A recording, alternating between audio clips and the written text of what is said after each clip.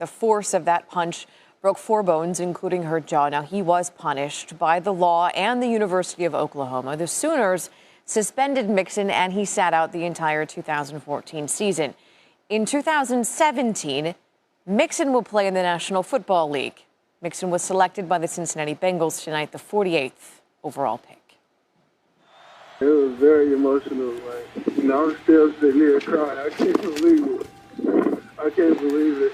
I'm very thankful and very honored to be a part to be a Cincinnati Bengals. After going there, having a good talk with Coach Lewis, and the GM and owner, I feel like the reason why they selected me, they felt very comfortable and they seemed, the type of person I was. I was very genuine to them. And, I was very straight up. I can't do nothing but thank the owner, the organization, and Coach Lewis for the opportunity. Adam Schefter joins us now live from Philadelphia. You reported 4 teams were interested in Mixon. Why did the Bengals decide he was worth a pick?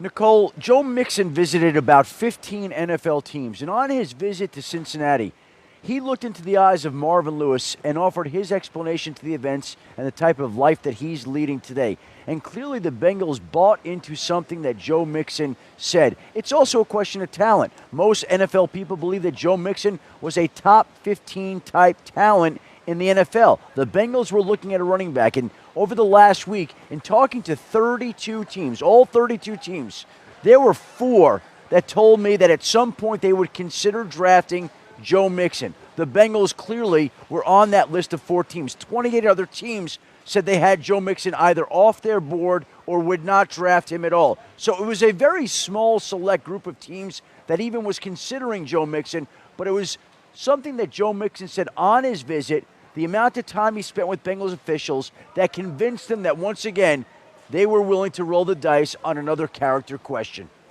Given the fact that you say 28 teams said, no, this wasn't an option for us, what is the early reaction from around the league to this pick?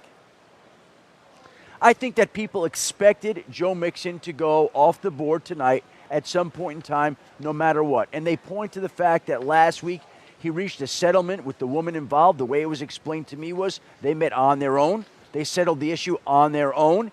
She walked away content with the solution. He walked away content with the solution. And both parties have decided to try to move on with their respective lives. I think it's something that will follow and shadow and haunt each one of them as they go forward. But the fact of the matter is, this is where Joe Mixon is today, and his new home is in Cincinnati.